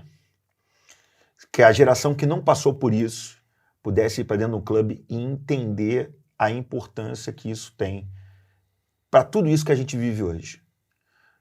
Não estou aqui falando isso porque eu sou curador de um clube, porque meu som é mais para clube, enfim, não é por conta disso. Estou falando porque a experiência de você estar num clube e só ter aquela distração ali de você ficar conectado com o DJ e ele transmutar através da música a tal da famosa palavra experiência que todo mundo usa, porque há 20, 30, 40 anos atrás... Experiências. Era só a música que era a experiência, sacou? E hoje, assim, hoje eu vejo que existe uma série de coisas, né, que fazem parte, mas eu acho que isso ia ser muito bacana de ver a galera nova ocupando esses espaços e entendendo o porquê disso. É claro que é evidente que existem as diferenças. Hoje, as festas open air, como os festivais, eles trazem uma coisa legal, eles trazem artistas que às vezes você não consegue ver em um clube. Tá tudo certo. Isso tudo tá bacana, tá tudo funcionando, beleza. Mas se você olhar de uma maneira meio que tipo... Como isso vai beneficiar as gerações que querem se tornar, por exemplo, DJs ou produtores e tal, eu acho que é uma experiência totalmente diferente dentro de um clube. Ô, Léo, a gente é de uma época que a gente tinha os expoentes de house music, a gente tinha os expoentes de drum and bass, a gente tinha os expoentes de techno e a gente tinha os expoentes de trance. Como você vê hoje esses gêneros ou essas panelas ou esses quadrados, assim?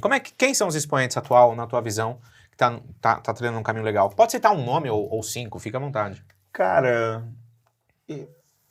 eu acho que tem muita gente fazendo coisa legal. Muita, né? Muita gente fazendo coisa legal, diversas iniciativas bacanas. Por exemplo, uma cena que eu admiro demais, essa cena que era mais minimal, hoje em dia tá mais house, e que é uma cena que tem muitos diggers, né? Pessoas que tocam com vinil, que colecionam e tal. E, assim, eu acho essa cena muito maneira. Porque... Essa que você é apaixonado, porque a cocada é mais ou menos isso, né? Não, a cocada não é isso. Acho que a cocada tá num... Mais ou menos. Tá mais ou menos perto disso, mas ela é... O cocada, ele é um resumo entre o nosso molho do Brasil, né, que eu digo assim, essa coisa meio boogie, disco, house, deep, com influências brazucas, e que isso acaba trazendo um pouco também de várias outras coisas que estão acontecendo, até porque o Brasil é o maior celeiro musical do mundo, isso não tem a menor discussão. É foda quando você olha para a música que era feita em 70 e 80, de bandas que porra, Black Rio, Azimuth, o próprio pai da Mary Olivetti, o Lincoln Olivetti, cara, você vê o Elmir Deodato, porra, tá louco, o cara é maestro. Bicho, a gente tem, com certeza, o maior acervo musical inexplorável para música eletrônica. Tem. E aí entra uma outra coisa que é isso que a gente está falando. Eu acho que os nichos, eles estão mais absolutos agora, eles estão conseguindo se sobressair mais. Alguns com mais público e outros com menos público. Mas o que interessa no final é o quanto está podendo... Esses artistas estão podendo trabalhar em cima daquilo que eles acreditam. Porque hoje em dia você vê que, cara, tem DJs que tocam um tipo de música que você não conhece, mas eles têm um público gigantesco, sacou? E tem DJs que você conhece, que acabam sendo DJs de massa, por exemplo, da turma do techno, do melódico, até mesmo do Afro House agora e tal. Tem uma turma gigantesca e tá fazendo um trabalho legal. Eu só sinto falta de mais gente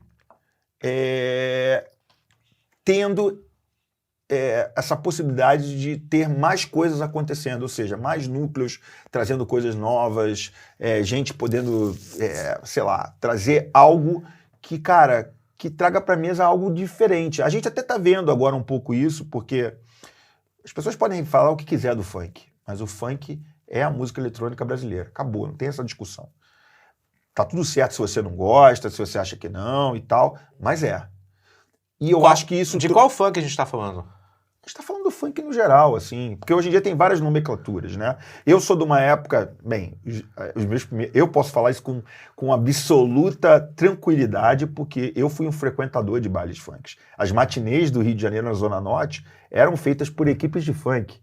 Eu frequentava isso. Aliás, o Rio de Janeiro foi um celeiro para isso poder ter o tamanho que tem hoje. Não só o funk, mas até os bailes de black music, sabe? Como no Rio de Janeiro a gente chama de charme, né? Charme, eu sei. Então, eu era um frequentador desses lugares, sacou? Eu me lembro que... Stevie B? Stevie B já é mais dessa turma do funk. Mas eu tô dizendo assim, eu ia pra... Não, Charme é antes, né? O charme é a mesma época, só que são galeras diferentes. Porém, elas se tem um cruzamento aí, tem uma interseção. Mas o que eu quero dizer é o seguinte, eu acho isso muito legal, ter outros estilos aparecendo, outros artistas, a gente tá meio que dando, sabe, tá tendo outras coisas acontecendo. Ô, Léo Janeiro, em que momento que o funk explodiu? Foi o Furacão 2000? Ah, foi muita gente. Furacão 2000, Marlboro, Grandmaster Rafael, Adriano DJ... Essa turma foi responsável por muita coisa. Porque é o seguinte... Essa galera que vem dessa geração de funk, tá feliz com o funk atual? Com essa exposição toda aí do caminho que tá indo? Assim, eu não converso muito com eles. Acredito que seja uma outra linguagem de funk que tá acontecendo tem uma outra hoje. linguagem, cara. Mas assim, eu acho que assim... Isso é uma questão de gosto. Tô falando de letra, tá? Eu tô falando pra você a real. É uma questão de gosto. A minha geração foi praticamente uma geração que gostava muito de Miami Bass. Uau! Oh, claro. Porque a gente tinha lá aqueles selos de Miami lá, aqueles selos... Só no Piratinha, né, Léo? Não. Tinha os Piratinha ou não? Cara, eu sou da época que tinha uma loja chamada em Miami, chamada Carjo. E eu ia na Carjo, me lembro que em 1997, a primeira vez que eu viajei, eu fui nessa loja, na Carjo. Ficou maluco. Cara, tinha um lado só de Miami Bass, mas só de coisas de artistas porto-riquenhos, ali do Caribe, que faziam esse tipo de música. O Jorge Acosta, que é um dos caras que trouxe esse som junto com uma galera, ele produziu muita gente legal nessa época. O próprio Stevie B é um cara que produziu muita música bacana, que inclusive pouca gente sabe, mas o Stevie B não é um sucesso só preso no Brasil ou nos Estados Unidos. Stevie B fez muito sucesso na Europa. Eu descobri isso porque na Alemanha ele teve pelo menos 1 ou 2 hits. É verdade. No lugar certo, né, Léo? Não. E, cara, e se você parar pra ver, a batida quebrada, que eu digo, ela sempre foi algo que teve muito ligado com a coisa do comportamento do corpo de se dançar. Desde muito tempo. A batida que eu digo, essa batida mais quebrada, ela tem isso. E eu me lembro exatamente que quando eu ia pra matinê, qual era o grande barato das matinês? Todo mundo fazendo o mesmo passinho igual. Porque o DJ tocava e a gente fazia o passinho igual. E isso era uma coisa que tinha muito a ver com a batida que entrava na gente. E sacou? como conectava, né, Leon? Porque era Caramba. sincronizado o passo, né? Não, puta, mano. Eu me lembro exatamente a primeira vez que eu entrei no baile funk e, cara, tocando Lissa Lissa e The Cool Jam. Tipo, I wanna if I take you home. I wanna if I take you home. Porque existia uma coisa também muito legal. Acho que eu sei. Mano, existia uma coisa muito legal que quando você chegava no início do baile, os DJs sempre tinham um repertório mais voltado pro soul, pro charme, para coisas que não eram o meio do baile mais batidão. Era mais uma coisa mais envolvente, que tinha muito a ver com o que é um warm-up. Só que, cara, você escutava músicas, cara, desde Soul to Soul até Lissa Lissa, Timmy Thomas, mano, puta, tem muita coisa. E isso era legal porque é o seguinte, isso me fazia chegar cedo no baile, justamente para escutar essas músicas.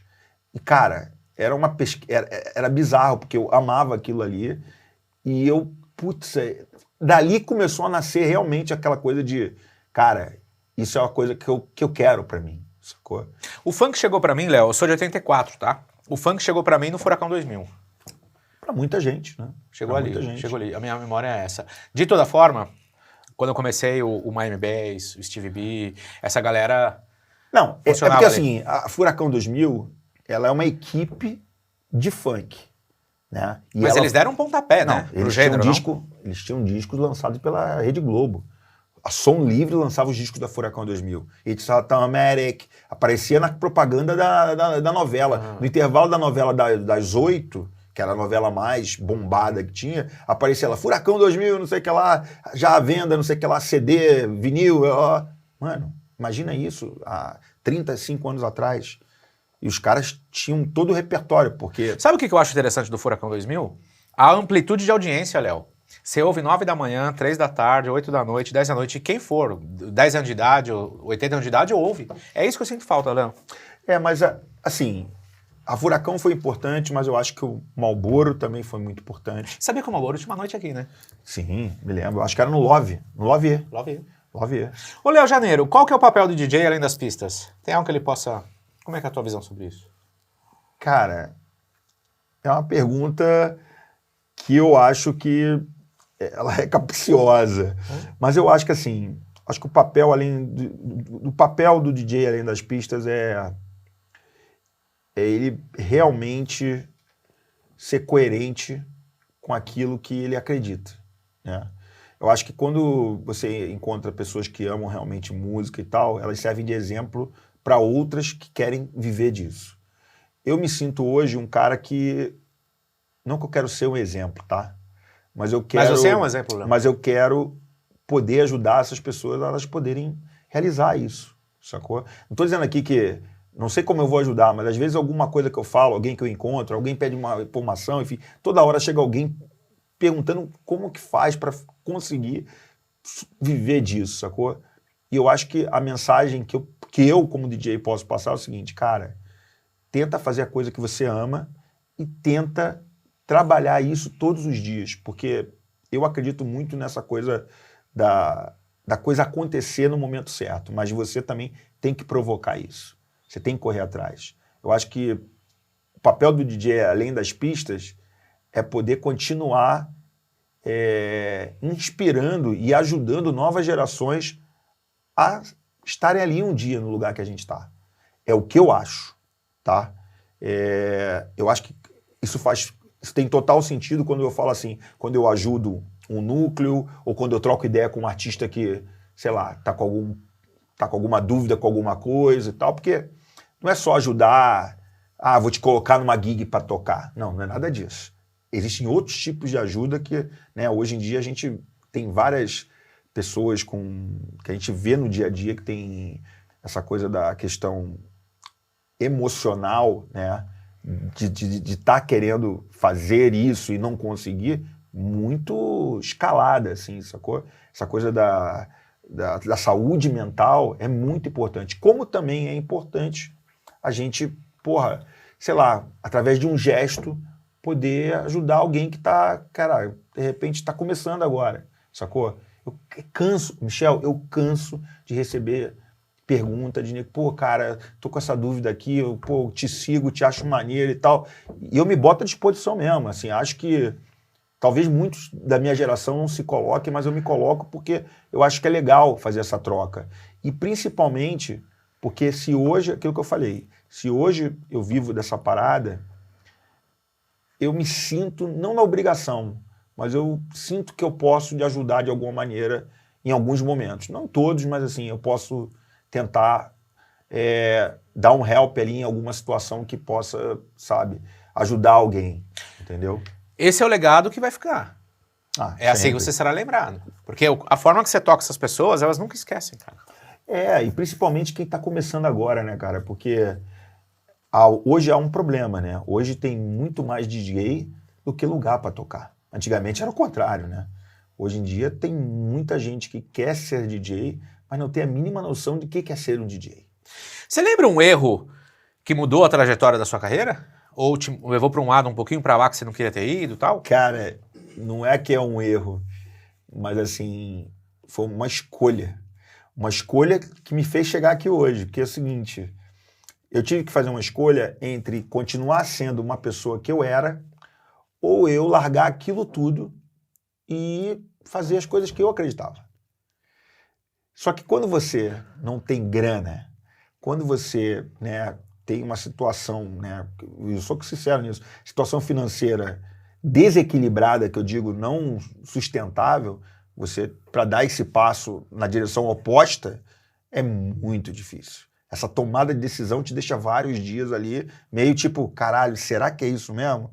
E, cara, foi essa falta de medo que eu achei na época, né, uma tolice minha fazer isso, que eu já estava com tudo mais ou menos engatilhado, que eu digo, eu virar para o outro lado e, por exemplo, eu tenho a saída por aqui, eu estou andando para cá, mas de repente eu falo, cara, não vou por aqui não, acho que eu vou voltar.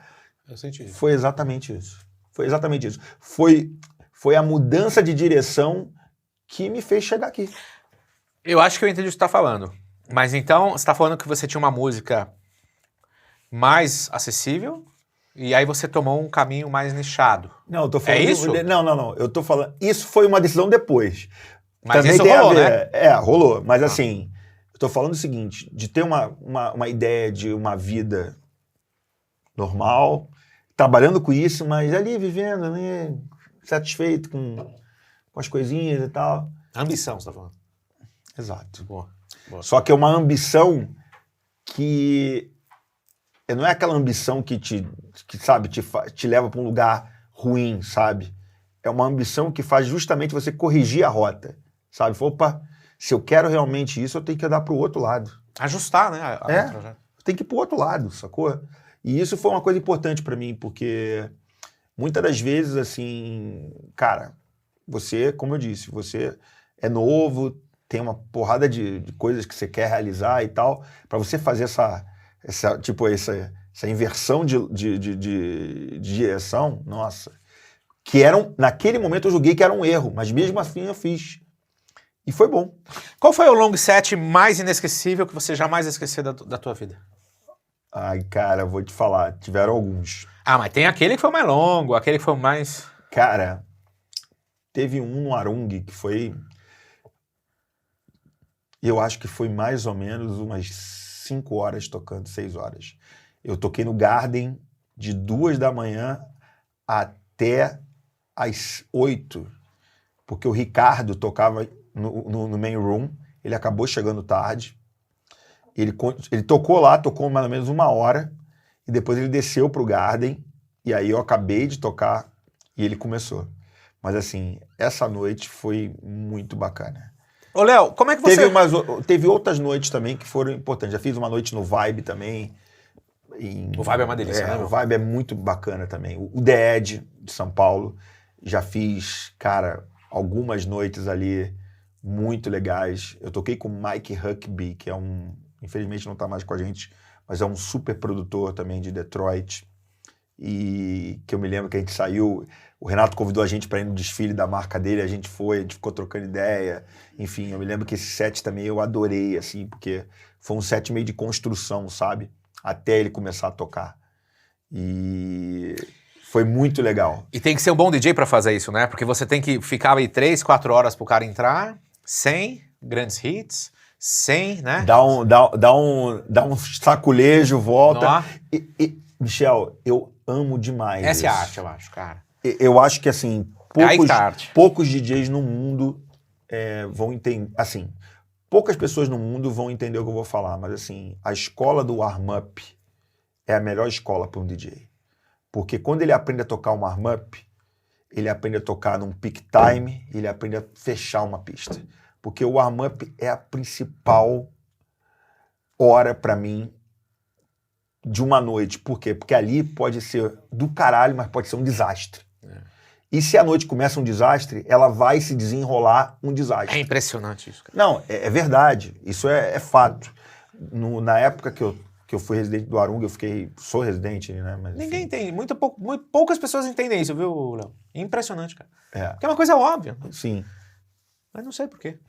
Ô, Léo, qual a sua leitura hoje da cena da música eletrônica no Rio de Janeiro? Acho a cena super efervescente, tem muita coisa legal acontecendo, várias festas, núcleos. O The Edge chegou para somar agora, tá muito legal. Acho que essa troca tá interessante. Acho que quanto mais coisa tiver acontecendo com gente diferente, com música, com proposta, é legal. Eu gosto muito de ver a galera mais nova, né? Principalmente a galera que de uns 3 ou 4 anos que veio depois da pandemia, conquistando seus espaços, trabalhando, convidando a galera, a felicidade que eles ficam de estar no DJ Booth ali, tocando, enfim, fazendo sets e tal. E o quanto também eu vejo uma galera nova se dedicando à pesquisa. Eu acho isso fundamental para a pessoa que quer realmente evoluir como DJ, até mesmo como produtor. Você tem que se colocar numa área que não é a área de conforto. Você tem que ir para um outro lugar. Léo Janeiro, você cuida de gravadora, cuida de distribuidora, cuida de curadoria de clube, cuida do seu selo, cuida da sua carreira. Como você lançaria um DJ do zero hoje? E acho que é isso. E aí uma mensagem final para nossos ouvintes. Se você chegou até aqui, você tem que comentar esse papo. Isso aqui foi uma masterclass. Isso aqui foi uma aula do Léo Janeiro com pelo menos 30 anos de música eletrônica. Olha onde nós estamos hoje, com tantos DJs brasileiros crescendo. Mas vocês não têm ideia da contribuição desse cara, com semente por semente, dia por dia, 30 anos da vida dele, para a música eletrônica. Isso é espetacular, isso merece no mínimo um muito obrigado aí de vocês nos comentários. Sejam sempre bem-vindos aqui. Esse podcast é o Refresco Sonoro. Ele tem um intuito e o propósito de trazer pessoas que fomentaram a cena da música eletrônica para estarmos onde estamos aqui hoje. São as sementes, as raízes sólidas por bons DJs que sustentou essa história toda. Então, é muito gratificante para nós ter bate-papo com pessoas como o Léo Janeiro e seja sempre bem-vindo aqui. Toda quarta-feira um episódio novo. Você pode acompanhar no Spotify, no YouTube, no TikTok e no Instagram. TikTok e Instagram são cortes. Spotify, YouTube, conteúdos educativos. Léo Janeiro, como você lançaria um DJ do zero hoje? E uma mensagem final para a gente deixar registrado aqui para os nossos milhões de ouvintes. Cara, eu não sei. Eu acho que a primeira coisa que eu ia tentar entender se eu fosse lançar um artista é se realmente ele tá querendo isso para a vida dele, né? Tipo, o quanto ele vai se dedicar a isso. Evidente que tem todas as estratégias, enfim, de que a gente pensa, né? Isso é uma coisa muito mais analítica, né? De ter ali o cara, né, ocupando alguns espaços, de começar a trabalhar o cara em algum nicho que ele se sinta, né, que a música dele consiga comunicar melhor. Eu acho que, assim, no geral, é importante ele também, o artista em si, ele saber o que ele está produzindo, entendeu? Saber o que ele está querendo mostrar, saber o que ele quer do set dele. É evidente que ninguém nasce sabendo isso, mas o quanto mais ele puder já ter uma ideia de como ele quer desenvolver, né, com a ajuda de outras pessoas, a carreira dele, é muito importante. E acho que isso passa muito também por as experiências que ele vai trazer junto com ele quando ele começar a trabalhar e entender isso, porque também não dá para falar de fórmula pronta, sabe? Eu acho que a música, ela é justamente o contrário. Ela não é uma fórmula pronta. Os DJs que por acaso entraram nisso, porque imaginam que é um guideline ali que você lê e vai seguir, com certeza daqui a um tempo a gente não vai ver eles trabalhando. Agora, se você realmente gostar disso e tiver tempo para construir isso de uma maneira que você se sinta feliz com isso e que as coisas vão acontecendo, enfim, que a cada passo você entenda que aquilo ali, é uma parada que você fez, que o esforço foi seu e que é evidente que você vai contar com uma galera te ajudando, os amigos, enfim. Mas o mais importante é a tua cabeça estar preparada para isso. Se eu fosse dar um conselho para a galera hoje, eu acho que a primeira coisa que tem que se fazer, que é trabalhar com música, é você gostar de música. Independente de rótulos. Você tem que gostar de música, irmão. Você tem que acordar todo dia, pensar em música, trabalhar com música, se colocar numa área que não seja aquela área que você fica, né, tipo, sei lá, com um conforto que não é um conforto. Na verdade, você tá ali porque você se sente melhor ali. Só que, cara, quando você se bota, né, a procurar outras coisas, de, né, pesquisar, de realmente elevar o teu nível, né? Todo mundo fala hoje de atletas de alto rendimento, eu acho que a gente pode usar isso também para os artistas, né? Mas só que de uma outra maneira. Os artistas querem viver disso nos próximos anos, eles vão ter que ter muita resiliência e vão ter que se colocar num sarrafo maior, porque cada vez está sendo mais exigido isso, sabe? Evidente que tem as suas exceções e tal, mas se realmente você quer isso, você vai ter que se colocar toda hora meio que na frente para tomar algumas porradas. Mas isso vai ser bom, porque isso vai te dar a condição para você andar pelo menos um bom tempo da tua vida bacana e quando você olhar e ver assim, cara, o que eu fiz? Fiz muita coisa legal, construí uma história maneira, tenho minhas músicas, toco em tais lugares e tal, mas isso tudo precisa de tempo, tem que ter paciência, eu acho. Eu acho que essa construção de uma carreira, ela é muito em cima de você ter essa tal da resiliência e se dar o seu próprio tempo para as coisas acontecerem. Que aula, Rafael. Bom, pessoal, a gente chegou ao final do episódio. Eu recomendo muito que você acompanhe a programação musical do Léo Janeiro, no Rio de Janeiro, no The Edge Club. E vai lá bater um papo com ele, você vai aprender muito. E se você vê o Léo por aqui, avisa ele também, vai no Instagram dele. Qual que é o teu Instagram, Léo? @Léo Janeiro, tá fácil. Excelente, valeu. Obrigado, Obrigado, Michelzinho. Valeu, cara. Refresco Sonoro Podcast é apresentado por Vodka Ministry. Beba com moderação.